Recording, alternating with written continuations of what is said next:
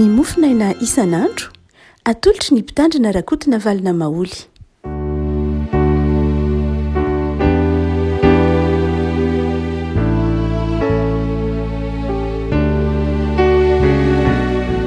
Miarahaba antsika rehefa malala tratrety alarobia voalohan'ny volana Mey ity ny mofinaina voalahatra ho antsika dia ny bokin'ny asan'ny apôstôly toko faharoa, asan'ny apôstôly toko faharoa andiny voalohany ka hatramin'ny andininy fahaefatra.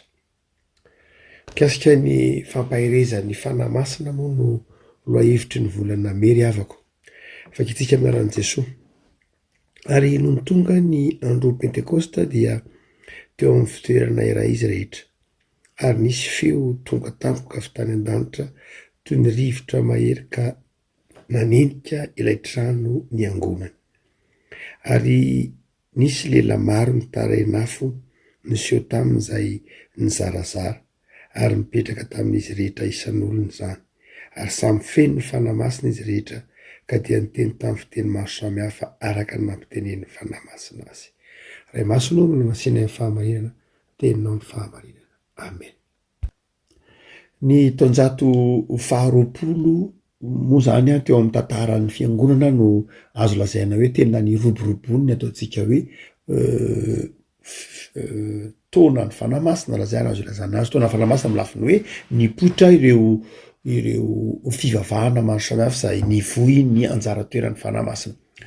Ao anatin'ny trinité tsy ny avatantsika fa Andriamanitra ray zanaka fanahy masina, izay ataontsika hoe mahazatra be mihitsy ny olona ny hoe manonona hoe Andriamanitra ao anatin'ny trinité. Jesosy raha teo koa dia efa mahazatra, atao hoe mahazatra moa zany fa tsy mahazatra fe mahazatra fa efa fiainana ny hoe mifanerasera amin'Andriamanitra ray, Andriamanitra zanaka. Fa ny fanahy masina dia somary latsa-danja talohan'ny taonjato faharoapolo fa heverin'ny olona indray hoe tsy tena milahatra amin'Andriamanitra ray zanaka. Fa aty amin'ny taonjato faharoapolo dia indrindra aty ambadika ny ady lehibe faharoa, ady lehibe voalohany, ady lehibe faharoa, dia nipoitra tsikelikely ireo ataontsika hoe mouvement pentecôtiste izay nanome toerana be mihitsy ny fanahy masina. Ary izay nahatonga ny hoe amin'ny taonjato io faraparan'ny taonjato faharoapolo io no nipoitra ireo karazana famantarana maro samihafa izay nanamarika ny fanahy masina hoe ny BDP ny olona tena tamin'ny teny tsy fantatra. Izay nahatonga ny hoe novoizina ny batisan'ny fanahy masina, novoizina ny fiteny amin'ny fiteny tsy fantatra, novoizina ny fanasitranana, novoizina ny karazana fanomezam-pahasoavana maro samihafa, novoizina aty ambadiky ny taonjato, aty amin'ny ambadiky ny taona 500 sy 900. Tsika teto Madagasikara manokana dia BDP ireo karazam-pivavahana izay nentin'ny mouvement pentecôtiste tao anatin'izany ny ataontsika hoe ny Jesosy mamonjy tonga teo amin'ny taona 380 na 900 nanaraka azy ny pentecôtiste mitambatra, ny assemblée de Dieu, ireo fiangonana maro samihafa izay karazan-drazany nateraka ny mouvement pentecôtiste. Rehefa amin'izany mouvement pentecôtiste dia tsy de le fiangonana loatra akory fa tsy hoe trano fiangonana fa karazana teolojia izay nanome toerana manokana ny asan'ny fanahy masina. Ary Madagasikara moa dia isan'izay niroboroboana izy ireny. Fa amin'izao ataontsika hoe taonjato 500 zao dia miova indray izy zany zao tsy de tena ohatran'ilay mouvement pentecôtiste ny taonjato faharoapolo, lay karazam-pivavahana mipoitra ankehitriny zao, karazam-pivavahana izay tsy mahazatra akory ara na dia ireo mouvement pentecôtiste izay tranainy, ataoko hoe tranainy satria tonga tamin'ny taona 500, 70, 80 dia somary ataontsika hoe tsy de tena mifankafantatra loatra amin'ireo karazam-pivavahana zandriny izay vao tonga mihitsy aty amin'ny taona 2000 sy aty amin'ny taona 2000 izay tsy de tena mazava tsara satria mivohy ny teolojian'ny famirapiratana, tsy de tena vohy loatra ny anjara toeran'ny fanahy masina aza fa mivoy ny anjara toeran'ny olombelona raha zay na azo ilazana azy hoe mametraka ny olombelona ho ivo ny fivavahana, mametraka ny fiezahan'ny olombelona, mametraka ny fanirian'ny olombelona ho antony fivavahana mihitsy ara reny karazam-bavahana ny akabeazany aty amin'ny tonga aty amin'ny taona 2000 eto Madagasikara. Raha iverenantsika ny hoe ny tantaran'ny fiangonana moa zany no resahantsika, iverenantsika ny hoe teto Madagasikara dia vokatry ny fitsokan-drivotra eran-tany indrindra tany Amerika Avaratra dia nahazo an'iny Amerika Atsimo iny fa États-Unis, Canada, nikisaka kely nakaty Brésil, Pérou sy ny tahaka zany iny Amerika iny zany no isan'izay nivelarany mouvement pentecôtiste na koa zany taty Europe. De tonga taty amintsika izy izany mouvement pentecôtiste zany ka niteraka fiangonana maro samihafa arak'izay voalazantsika tetselo. Fa andeha iverenantsika ny mofinaina satria miresaka ny fanamasina atsika. Ny fanamasina zany dia fantatsika rehetra fa Andriamanitra mandrafitra ny trinité. Amin'ity volana May ity dia manana fotoana lava be isika ray volana iresahana momba ny fanamasina, ny fampaherezan'ny fanamasina. Amin'ity andiny voalohany ka hatramin'ny fahaefatra ety ary dia ahoana moa zany hoe Andriamanitra mampahery ny fanamasina. Raha mampahery ny fanamasina dia ahoana ny endrika isehon'ny fampaherezany, ahoana no andraisantsika ny fampaherezany, ahoana ny ampitany koa ny heriny sy ny fampaherezany amintsika fiangonana. Asaitsika ny andininy satria andiny efatra vitsiana dia ataotsika paraphrase. Asaitsika isany andininy. Ary no tonga ny andro Pentecoste dia teo amin'ny fitoerana iray izy rehetra. Le Pentecoste dia lay fentim-bokatra jiosy 50 andro aoriana amin'ny Pasika dia zay mapentazy 50 ary dia mivory zany ny vahoaka. Ary ao anatiny zany fivorian'ny vahoaka zany, fivorian'ny fiangonana zany no tonga ny fanamasina. Mazava be le teny hoe ary ny iray toerana nivory tamin'ny toerana iray izy rehetra. Zava-dehibe zany lay hoe kristianina mivory amin'ny toerana iray, kristianina miombona amin'ny toerana iray, kristianina miara-mivavaka amin'ny toerana iray dia eo ny tonga ny fanamasina. Andriamanitra zany dia zao Andriamanitra fanahy. Ny fanamasina dia mampahery antsika, mampahery ny mpino, miasa ao anatin'ny mpino amin'ny fotoana zay ahatsiarovan'ny mpino ho vatana iray, ho tena iray ihany izy. Ny fiangonana dia tena iray ao amin'ny Kristy. Marina fa zarazarain'ny tafitra maro samihafa ny fiangonana, marina fa zarazarain'ny toerana maro samihafa ny fiangonana, fa amintsika ihany no misy zany fizarazarana zany. Mampatsiaro mpitandrina anankiray zoky efa nodimandry hely antsoina hoe pasteur Kotsafy Martin tamin'ny fotoanany pentecôtiste takzao de pentecoste takzao de nanazava izy momba fanamasina manao hoe ity fizarazarantsika fiangonana ity angeo izy tsy fantatr'Andriamanitra. Itsika olombelona ihany no mahafantatra, itsika ihany nanao ny fizarazarana io fa tsy fantatr'Andriamanitra io fizarazarana io. Mampiritreritra tokoa zany. Toy ny milaza manao hoe tsy raharaha, tsy zavatra fandaharan'Andriamanitra ny fizarazarana, fa tsika olombelona nanao azy. Tsy programan'Andriamanitra mihitsy ny fizarazaran'ny fiangonana, fa tsika olombelona nanao azy.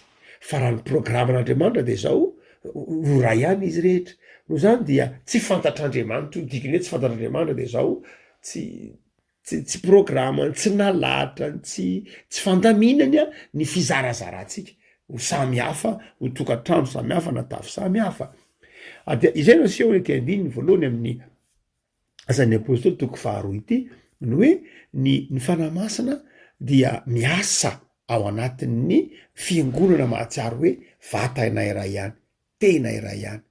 Tiana tenena dia ny hoe zava-dehibe ny fiangonana mahatsiaro fifankatiavana. Mifamino na mifamatotra amin'ny firaisapon'ny fiangonana ny asan'ny fanamasina. Paoly dia manazava an'io manokana manao hoe ny fanamasina tsy tompon'ny fikotranana. Zany fikotranana zany tsy asan'ny fanamasina zany. tsy asan'ny fanamasina ny fikotranana fa ny filaminana no asan'ny fanamasina ary zany filaminana oentin'ny fanamasina zany a mahatonga nyreto olona reto ny teny hoy ny asan'ny apôstôly hoe niara-nipetraka ny vavaka re afako pentecoste tany andro ny afatra voalohan'ny pentecoste de zao manao hoe fiangonana mifankaty mpino mifankaty miasa ny fanamasina rehefa ao anatin'ny fifankatiavana sy ny firasatsaina sy ny fiambonana sy ny fiombonana ny fiangonana ny andiny faharoa de hoy izy manao hoe ary nisy feo tonga tampoka teo tany an-danitra toy ny rivotra mahery ny fofofofo ka nanenika le trano ny angonany nivory zany ny mpianatra tao amin'ny toerana anankiray pentecoste tany andro tapoka teo nisy feo tapoka teo nisy rivotra dikan'izy nameny ny trano dikan'ny izy teny hoe ny fanamasina dia milaza fahafenona ny fanamasina dia marina fa itsika kristianina de tsy resy lahatra fa ny fanamasina tsy mipetraka amin'ny vatatrano akory na mipetraka amin'ny fanaka ny fanamasina tsy hay fanamasina fanahy miaja zany azo ilazana azy fanamasina de mitoetra ao anatin'ny olona fa tsy tahaky ny fanahin'ny zao tontolo zao zay mipetraka amin'ny karazany zavatra maro samy hafa fa ny fanamasina dia mipetraka ao anatin'ny olona monina ao anatin'ny olona zay mahatonga ampoly teny hoe tempolo ny fanamasina ianareo no zany dia la endrika manao hoe rivotra ny fofofofo nisy feo nameny ny trano dia milaza izay ataontsika ny hoe milaza ny hoe rehefa miasa ny fanamasina de mitondra fahafenona ao anatin'ny fiainan'ny mpanompon'Andriamanitra izy mitondra fahafenona manenika ny fiangonana ny asan'ny fanamasina zay ataon'ny fiangonana zay ataon'ny mpindo izao asan'ny fanamasina ary izy eto zavatra aminy hoe tsy ny apapahany any tao anatin'lay fiangonana fa mameno ny fiangonana io ny asan'ny fanamasina raha mitentsika fiangonana dia tsy voatery lay fiangonana fizika lay fiangonana hita maso fa lay fiangonana olona ihany koa mameno manenika ny asan'ny fiangonana ny fanamasina ary izay no mampiavaka ny ataontsika hoe asan'ny fanamasina hoy Jesosy manao hoe aza mbola mandeha aloha ianareo raha tsy efa maharay ny fanamasina satria ny fanamasina dia fanahy zay mahenika ny olona rehetra mahenika n'izao tontolo zao raha ohatra ka mijanona teo amin'ny hoe paska ihany zay zava-dehibe dia mbola voazo ndreo 12 lary eo izy 12 lary eo ihany zany no nandray ny filazantsara izy no nitoro ny filazantsara fa rehefa tonga ny fanamasina dia handeha itety an'izao tontolo zao ianareo Jesosy ka hiaraka aminareo ny fanamasina mba itoro ny filazantsara amin'ny toerana rehetra ianareo mino andiny ny faharoa manao hoe nisy feo de nisy rivotra mahery lay rivotra de mifamatitra miteny hoe fanamasina pneuma dika teny hoe pneuma fanamasina rivotra de zay mahatonga hoe noarina amin'ny rivotra ny fanamasina milaza zavatra tsy azo tsapahitanana nefa misy ny akony no hitanao ny asany no hitanao aty anatytsika ny fanamasina fa ny asan'ny fanamasina aty anatytsika dia azo tsapahitanana fa le fanamasina tsy azo tsapahitanana fa ny asan'ny fanamasina aty anatytsika de manjary azo tsapahitanana zay nanoarana azy tahaka ny rivotra averin'i Jesosy io ao amin'ny jaona 3 raha niresaka tamin'ny Nikodemosy izy ny fanamasina dia ny asany hita aty anatytsika ny hita amin'ny fiainantsika manjary lasa olon'ny fitiavana manjary lasa olon'ny ny asa soa manjary lasa olon'ny asan'Andriamanitra manjary zay lay asan'ny asan'ny fanamasina lay asa hita ety amintsika hita ety amin'ny tenantsika ataontsika lay asa fanamasina atao anatytsika fa ny asa teraky ny fanamasina de azo tsapahitanana amin'ny fiainantsika ny feo any de milaza fahavelomana rehefa ny feo misy dia milaza fahavelomana fa tsy hoe zay fotsiny ihany io hoe rehefa tonga ny fanamasina rehefa manenika ny fiangonana ny fanamasina dia mitondra fahavelomana mitondra aina ao anatin'ny fiangonana izy mitondra fiavaozana ao anatin'ny fiangonana izy zay le hoe rivotra ny fofofofo tsy rivotra mandrava tsy rivotra manakorotana fa rivotra zay maneho fio maneho aina maneho fahavelomana afako am'izao fotoana am pentekosta izao dia aina vaovao fahavelomana no andrasantsika amy fanahy masina ary ao anatin'ny fiombona sy ny fifankatiavana no hitsenany zany aina vaovao fahavelomana vaovao hoitin'ny paska sy ny pentekosta izany. Andininy fahatelo, ary nisy lelafy maro mitarenafo niseho taminy ary ny zarazara ary nipetraka tamin'izy rehetra isan'olona zany. Lay hoe lay afo zany, lay lela maro izay mitarenafo dia milaza hoe afo mola izay milaza hafanana, milaza tsy eo ihany raha ohatra zay ka miresaka momba ny famolaniany Isaia toko fahenina dia hoy le Isaia mpaminany manao hoe indrisy lehilahy manotomolotra dia monina amina firenena manotomolotra dia nalain'ilay anjely ny vainafo teny amin'ny alitara dia napetrany teo molotry Isaia. Marina fa vainafo iny saingy ny afo ao amin'ny saotra masina dia milaza fanadiovana ny afo. Marina fa ny afo dia milaza fandravana tahaka ny afo solofaran'ny Gomora, Sodoma sy Gomora, fa ny afo koa dia milaza fanadiovana araka ny hitantsika azo Isaia toko fahenina. Afo dia milaza hafanana, afo dia milaza angovo. Eto zany dia tsy lay rivotra mpandrava na lay afo mpandrava fa afo zay toy ny manome hafanana, toy ny manome hazavana. Ka ny fanahy masina rehefa miasa ty anatintsika amin'ny fotoana zay asan'ny fanahy masina ty anatintsika dia zao manjary manome hafanam-po, manjary manadio ary zay no mahatonga an'io hoe dia samy nanana teo amin'ny avy zay lela maro mitarenafo.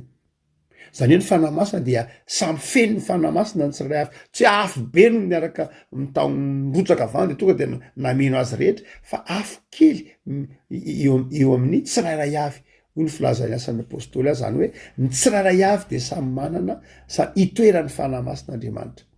Ary eo no iarian'ilay firaisana ao anatin'ny fahasamihafana. Samy handray ny fanahy masina avy ny tsirairay avy ao anatin'izay maizy azy ny tsirairay avy zay.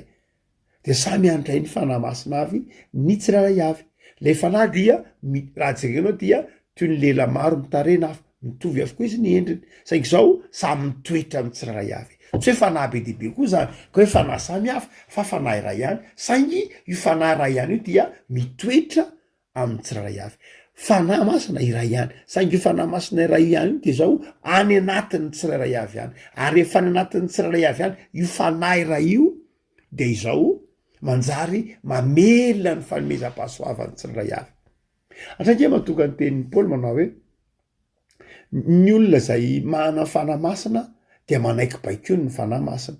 Za mahana ny fanahy masina, ianao manana ny fanahy masina, dia izao tsy afaka hifanohatra mihitsy ny asan'ny fanahy masina ao aminao sy asan'ny fanahy masina ety amiko raha fanahy iray ihany ny asa.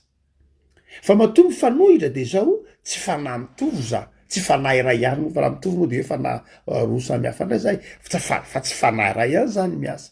Fa ny fanahy raha fanahy iray ihany miasa dia izao mifakafantatra ilay fanahy. Raha miteny hoe mifakafantatra koa moa zany dia manjary ohatran'ny hoe fanahy anankiroa samy hafa. Fa raha fanahy iray ihany miasa ao anatinao sy ao anatin'ny olona ao anatin'ny namanao dia izao tsy tokony misy orana mihitsy amina fanomporo na amin'ny fifandraisana io na amin'ny tokony atao io satria fanahy iray ihany no miasa. Ny havako amin'izao fotoana amin'ny pentekosta izao dia hoy ny filazan'ny asan'ny apôstôly zao dia nizarazara nipetraka tamin'izy rehetra isan'olona zany. Samy nanana anjara fanahy masina avy ny tsirairay avy. Pentekosta zay andraisan'ny tsirairay avy ny fanahy masina. Ary io fanahy masina io rehefa miasa dia mifamatotra amin'ny maizy azy ny tsirairay avy. Raha fanahy iray fa ny fanomezam-pahasoavana samy hafa.